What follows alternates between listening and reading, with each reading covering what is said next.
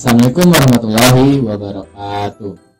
Pada kesempatan kali ini kita akan mempelajari tentang pemisahan campuran. Nah, sebelum kita lanjut ke materi, jangan lupa subscribe kalau dirasa channel ini bermanfaat. Oke, kalau tidak di subscribe tidak apa-apa. Oke ya. Nah, lanjut. Jadi pemisahan campuran ini bisa kita lihat berdasarkan sifat fisika dan berdasarkan sifat kimia. Di video sebelumnya kita telah belajar terkait itu sifat fisika dan sifat kimia. Kita lihat pada sifat fisika, untuk memisahkan campuran itu cukup banyak. Ada pengayakan, dekantasasi, filtrasi, kristalisasi, distilasi, sublimasi, kromatografi, sentrifugasi. Sedang di sifat kimia adalah penjernihan air. Nah, sekarang kita awali dengan memahami apa itu pengayakan. Oke, pernah lihat tukang bekerja ya? Nah, biasanya dia kalau mau menyemen, pasir itu diapain namanya? Diayak. Oke, ada bahasanya seperti itu ya. Jadi pengayakan itu apa? Merupakan pemisahan campuran berdasarkan perbedaan ukuran partikel. Nah, tukang itu ingin memisahkan apa dia? Nah, tukang itu ingin memisahkan antara pasir yang benar-benar halus dengan kerikil-kerikil. Dilihat itu sangat mudah kita temukan dalam kehidupan sehari-hari. Nah, yang kedua apa lagi? Yaitu dekantasi. Nah, digunakan untuk memisahkan campuran dari zat padat yang tidak larut dalam cairan. Contoh, kita mau memisahkan pasir dalam air. Oke, pasir dalam air bisa dipisahkan? Oh, tentu bisa ya. Nah, tinggal kita coba tuangkan saja air itu, nanti dia mulai terpisah dengan pasir. Pasir akan tertinggal di wadah yang pertama. Selanjutnya yang ketiga, yaitu penyaringan atau filtrasi. Nah, digunakan untuk memisahkan padatan dengan cairan atau untuk menjernihkan air secara sederhana. Nah, ini juga mudah kita temukan dalam kehidupan sehari-hari. Pertama, contoh pada penyaringan santan. Nah, nanti kita bakal terpisah tuh antara padatan dan yang mana yang benar-benar air santannya. Selanjutnya adalah pemisahan air dari teh. Nah, juga bisa ya. Nah, yang ketiga, penyaringan jus jambu dengan bijinya. Nah, adapun kalau kita lihat pada penyaringan air sederhana, ini mungkin pernah kita temukan ya di beberapa tempat. Ada wadah ya, terdiri dari pasir, arang, batu kecil dan batu besar. Lalu air dituangkan.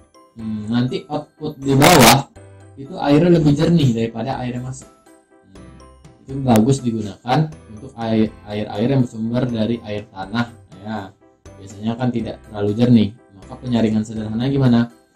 Kita letak misalnya contoh di botol aqua, kita potong, kita masukkan yang paling bawah itu batu besar, di atasnya ada batu kecil, di atasnya ada arang, di atasnya ada pasir. Nah, nanti itu air bakal tersaring menjadi lebih jernih. Atau contoh selanjutnya adalah penyaringan larutan garam menggunakan kertas saring. Nah, contoh coba ya, ada air, masukkan garam, aduk-aduk. Nah, lalu bagaimana cara memisahkan antara larutan garam dengan airnya? Nah, itu kita perlu beberapa alat kimia ya, ada seperti tabung reaksi dan penyaring. Tinggal kita tuang, nanti dia partikel-partikel garam tadi itu akan tertahan di penyaring, lalu airnya akan jatuh. Nah, air yang jatuh sebagai hasil saringan itu dinamakan filtrat. Nah, sedangkan partikel-partikel garam yang berada di penyaring itu namanya residu. Ya, selanjutnya kita melihat juga filtrasi dengan kertas saring tanpa tekanan. Contohnya yang tadi ya, tanpa tekanan. Dan ada lagi yang lebih canggih, pemisahan dengan cara meningkatkan tekanan.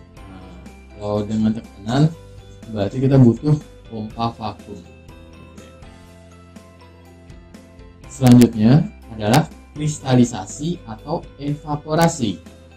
Digunakan untuk memisahkan zat padat dari zat cair dengan cara penguapan.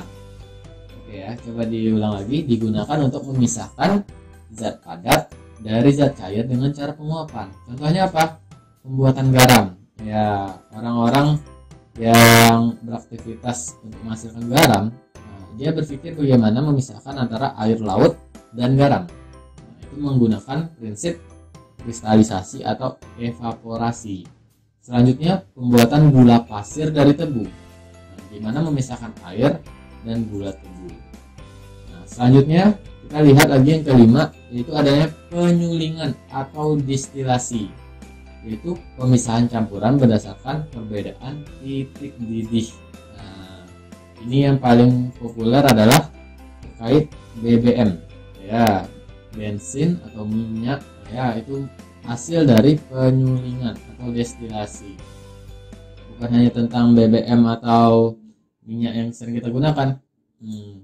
Itu kalau di daerah-daerah ada juga namanya seperti penyulingan minyak nilam, ya, ada, dan lain-lain. Nah, kita lihat, ya, salah satu contohnya juga bisa pembuatan minyak kayu putih. Dan ini coba kita lihat contoh destilasi secara bertahap dari minyak bumi. Jadi minyak bumi yang disedot oleh pipa, ya, nah, nanti dia akan hasilnya macam-macam tuh. Ada yang bakal jadi minyak diesel, ada jadi nafta, jadi aftur, dan lain-lain. Nah, itu nanti tingkat oktannya berbeda-beda, ya. Makanya premium, pertalite, pertamax, turbo, ya, beda-beda tuh nilai oktannya. Nah, itu tergantung dari teknologi yang digunakan dalam penyulingan. Oke. Selanjutnya yaitu sublimasi. Nah, sublimasi adalah pemisahan campuran antara zat yang mudah menyublim dengan zat yang tidak dapat menyublim. Contoh adalah kapur barus, iodin, dan kafein. Nah, next yaitu kromatografi, digunakan untuk memisahkan campuran berdasarkan perbedaan kecepatan rambatan suatu zat dalam medium tertentu. Contoh, kita ingin memisahkan tinta, ya, nah, itu bisa, ya. Ya, atau kapur warna atau spidol warna. Nah, memisahkannya gimana?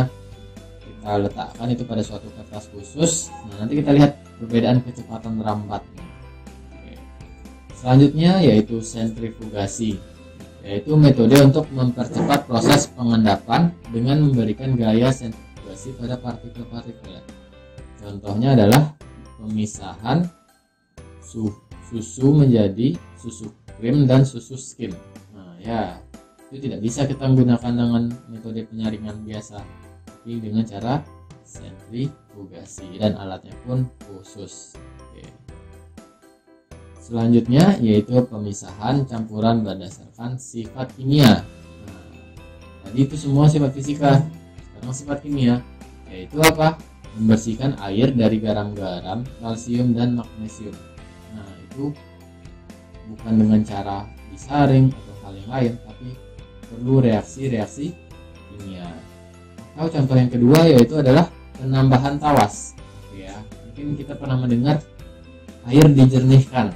Ya, nah, gimana cara air dijernihkan? Yaitu dengan diberikan tawas.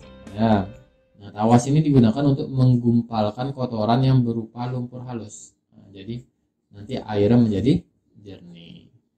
Baik. Terima kasih.